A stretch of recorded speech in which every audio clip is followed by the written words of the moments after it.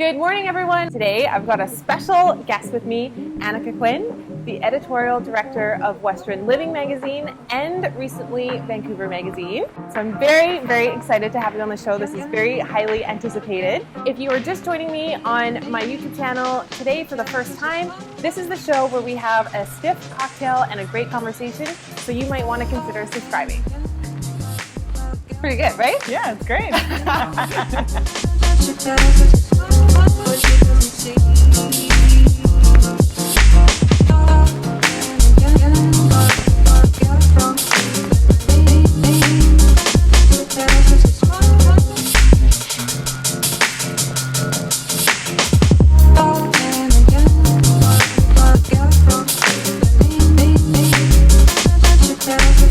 And just quickly, we are doing our cocktail conversation at the Homer Street Cafe in Vancouver.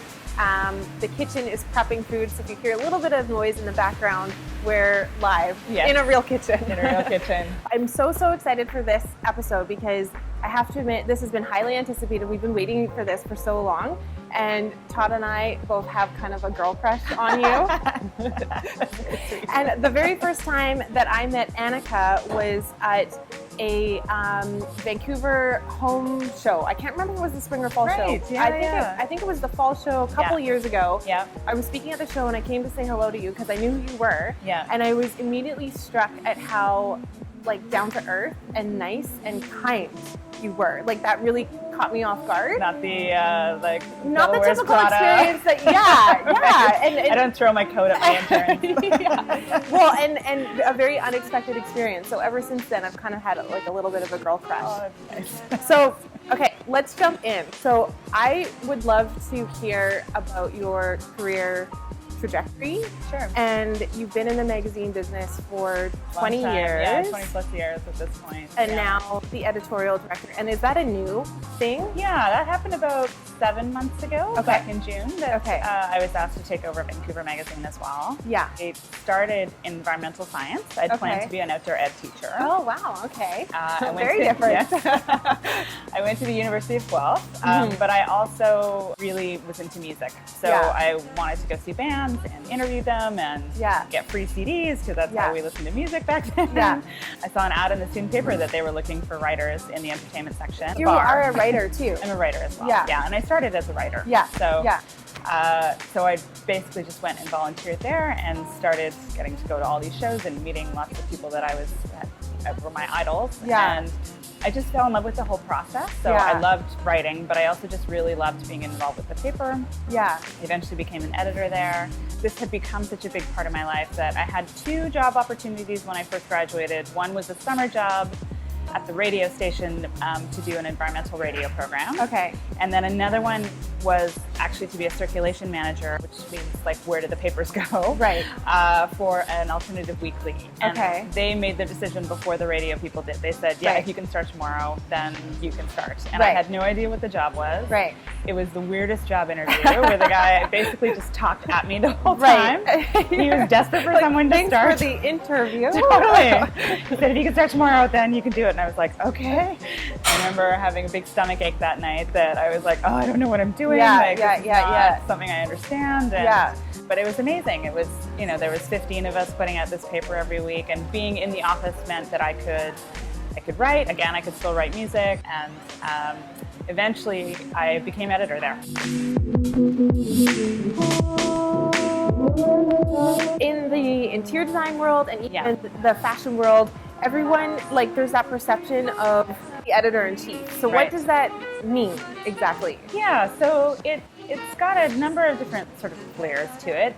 Primarily, your biggest job is setting a vision for the magazine. Okay. So deciding what is the content we're going to focus on, what is our voice, what does the cover need to look like? What does a perfect feature story need to be? Right. What are all the various sections going to be? With Western Living, it's interior design, but there's so many topics within that. Sure. Is it difficult to keep it on brand and keep it consistent? Yeah, I think it's a constant challenge for all of us. They'll talk about in the magazine business where there can be a great story, but is it a great story for your magazine? There are times when you have to turn down a great story because you think, you know, I love that, but that's actually a better story for this magazine. For a different magazine. And we'll tell the writer that too. Say, you know, it's a good story, but you should approach these guys. Right. It's not really on brand for what we're doing or the kind of stories that we tell.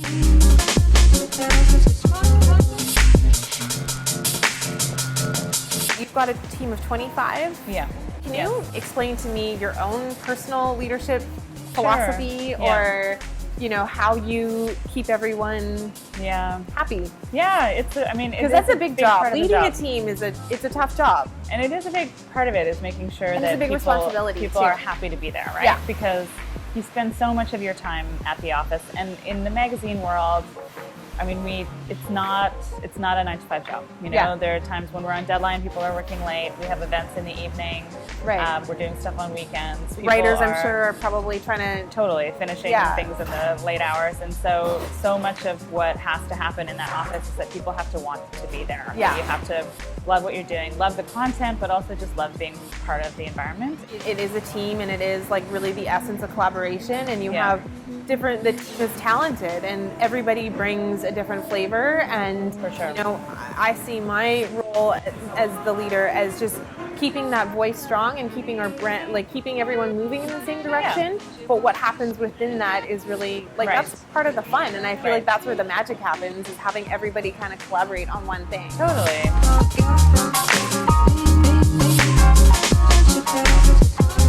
If you were to give someone advice who wanted to get into the magazine world, what would you tell them? Yeah, I mean, so much of it is like trying to throw yourself into everything, right? Yeah. So if you're still in school, I do really recommend people checking out the student paper, because they're always looking for writers. Yeah. And it's free training, right? It's you know, a place where you can go and volunteer and find out what they're doing.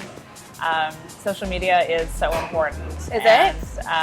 It is. It's become, I mean, it's one of those gifts that kind of came out of nowhere in a lot of ways, because you have this immediate... It's like a gift and a curse. Yes. It's all consuming, but it's this immediate I mean, we connection. love it. This is for YouTube, but... But to have that sort of instant reader feedback is amazing, right? Especially when you're used to working on a monthly schedule. Now we have, like, online, we write daily content, so there's stories going up there every day that never actually appear in print. They only live there.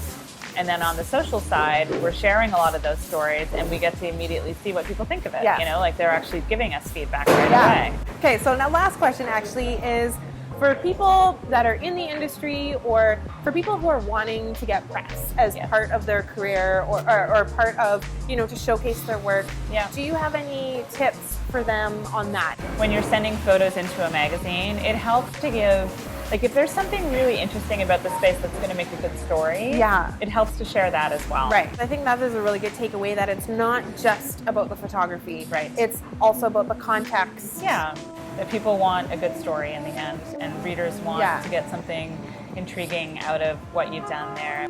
Or if there's something coming up that you can actually ask magazines for their editorial calendars. Yeah, okay. And then you'll have that. That's a great tip. Yeah, so if you email and say, can I get your editorial calendar for the year, then you'll see when their kitchen issue is, when their bathroom issue is, when their renovation issue is, and try to specifically target that. And just to clarify that, the editorial calendar, for example, is like, I don't know, February, you always do your white issue or something. So if you know that you've got like a really great white space, you might want to submit that for the February issue. Totally, and with lots of advance notice. With lots of advance notice. Because they're working on that February issue probably in July. Yeah.